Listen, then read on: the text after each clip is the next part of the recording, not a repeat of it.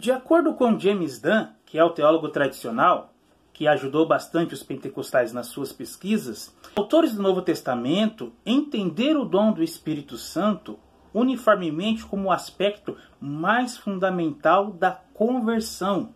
O batismo do Espírito Santo tem o sentido de quê? De colocar eles no corpo de Cristo. É o aspecto mais importante da vida cristã inicial. Esse teólogo, Lucas, teve uma ideia semelhante ou igual à de Paulo. Paulo via o Espírito Santo com funções soteriológicas, com funções da salvação. E Lucas também participava dessa ideia. O fato de Lucas colocar os relatos de Atos capítulo 8 e Atos capítulo 19, que são os temas do debate de hoje, e ele colocar de maneira separada ou detalhada, significa que ele via o Espírito Santo somente com a função carismática, né? Para Dunn, não tem nenhum problema em ver o Espírito com manifestações físicas. Dunn assevera também que Lucas apresenta uma linguagem inspirada e semelhante de Paulo. Então ele coloca que as evidências no capítulo 8 e no capítulo 19 de Atos, elas não são conclusivas, elas são muito escassas para traçar qualquer posicionamento. O seguinte, irmãos, o fato dele colocar que elas são inconclusivas ou escassas, não significa que ela não tem um propósito. Ele também vai dizer, que é a grande crítica desse debate, que tanto os homens de Atos capítulo 8, que eu vou explicar ainda, e Atos capítulo 19, eles não eram crentes de verdade, né?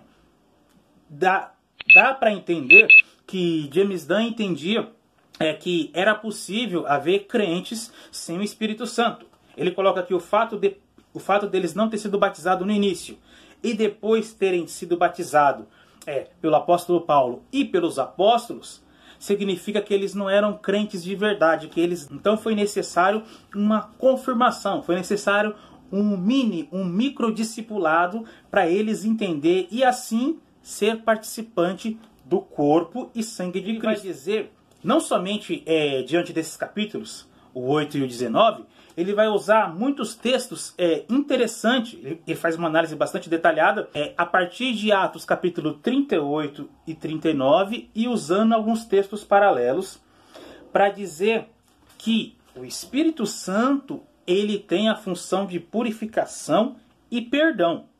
É isso que Lucas quer demonstrar. Essa é a posição de Dunn. Com Robert Menzies, que é o nosso representante pentecostal, ele vai tecer várias considerações sobre esse assunto. Primeiro, Atos capítulo 8. Atos capítulo 8 é quando o evangelista Filipe, ele prega naquela cidade e as pessoas se convertem. O que acontece depois?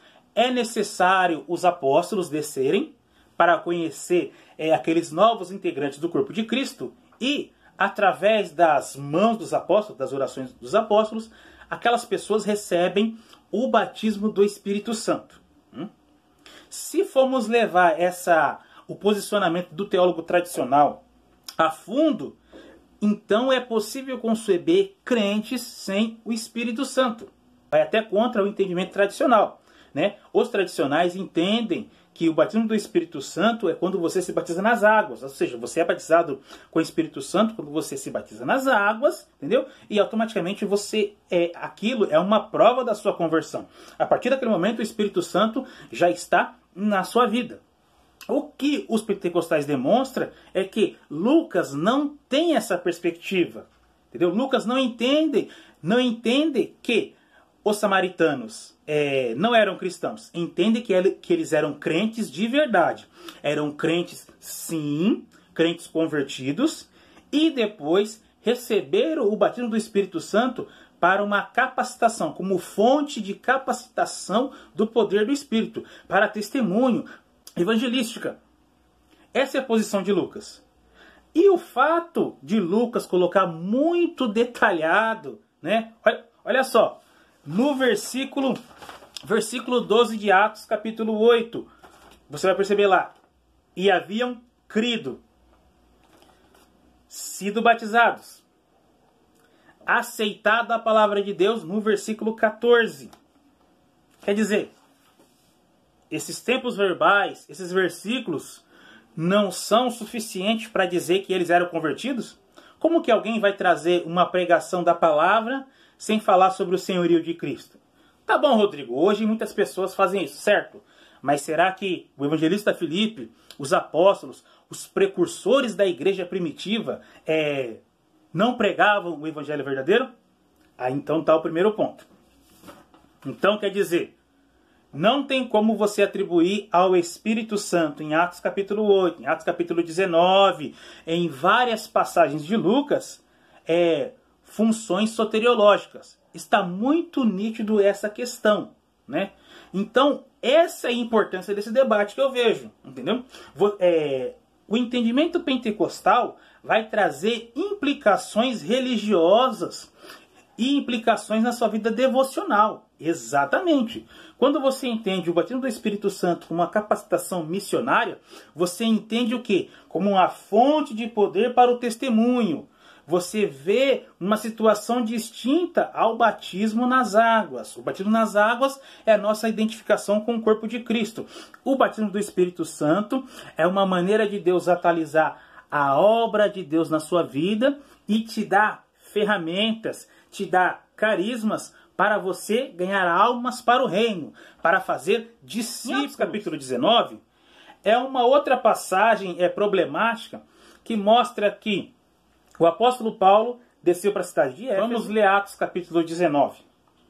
E aconteceu que enquanto Apolo estava em Corinto, Paulo, tendo passado por todas as regiões superiores, chegou a Éfeso e achando ali alguns discípulos, disse-lhe: recebeste vós já o Espírito Santo quando crestes?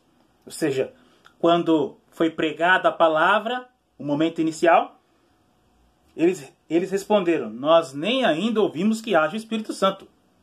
Não sabemos disso. Então ele perguntou: em que sois batizado então? Eles disseram: no batismo de João. Então Paulo disse: certamente João batizou com o batismo do arrependimento, dizendo ao povo que cresce que após ele havia de vir, isto é, em Jesus Cristo.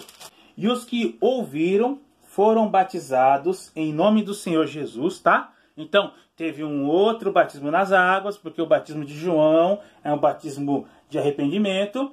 O batismo de Jesus, né, a partir dos apóstolos, já foi uma ressignificação. As pessoas são batizadas, há necessidade de ser batizado nas águas para demonstrar que o batismo de Cristo era diferente, porque senão não tem sentido de ter sido batizado de novo. Após isso, impondo-lhe Paulo as mãos, veio sobre eles o Espírito Santo, o batismo do Espírito Santo, e falavam línguas e profetizavam. Está bem explícita essa passagem. É perceptível essa posição de Lucas, porque ele detalha bastante, né? Ele deixa muitas informações, né? E já fizeram pesquisas em relação à capacidade editorial Lucas, do evangelista, e mostrou que ele foi bastante competente na sua escrita, né? Ele era muito inteligente, ele era um erudito, com conhecimento do grego fantástico. Então, você percebe por essa separação já o pensamento de Lucas, que é diferente de Paulo, né? Ou seja, numa leitura a princípio, não é perceptível. Porém, quando você vai comparando esses textos e a mensagem do apóstolo Paulo, você consegue perceber que Lucas já tinha em mente, entendeu? Que o Espírito Santo tinha uma função carismática, uma função de dom, uma função para testemunho, para pregação evangelística. James Dunn, ele vai dizer que que foi necessário Paulo reafirmar mais uma vez o evangelho. Por isso que Paulo estava perguntando, tá? Então, vocês foram batizados no quê? Quer dizer que eles eram discípulos, mas não pertenciam aos discípulos. Meu irmão, há uma grande diferença entre você ser um convertido, entre você ser um convertido, beleza? Você chegou na igreja, aceitou Jesus, batizou, se identificou com a igreja. Ali você se converteu, pelo menos fisicamente, pelo menos visualmente. Discípulo, ele já entende o que ele tem que fazer. O discípulo, ele vai seguir os atos de Jesus, E aquelas obras que Jesus fez, ele vai fazer porque ele apresenta as credenciais de quem ele está seguindo. Então o discípulo, ele já sabe muito bem o que tem que fazer, entendeu? Ele não é, pode-se dizer, um novo convertido que não entendeu do evangelho ainda. Aqui não tem como você pensar dessa maneira. Então aí que está esse debate. Por isso esse debate é maravilhoso, é importante e tem implicação significativa para a nossa vida, sim. Que mostra que esse debate sobre a pneumatologia lucana. Pneumatologia, irmãos, é o quê? É a doutrina do Espírito Santo. Então, é bastante interessante um debate como esse para a nossa vida, né?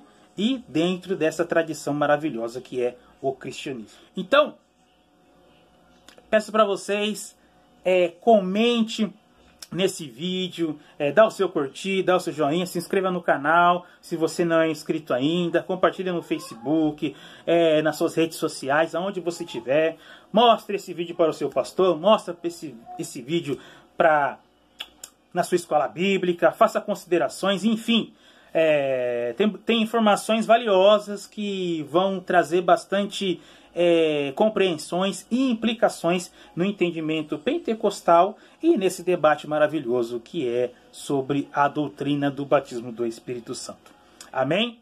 Fiquem na paz do Senhor Jesus.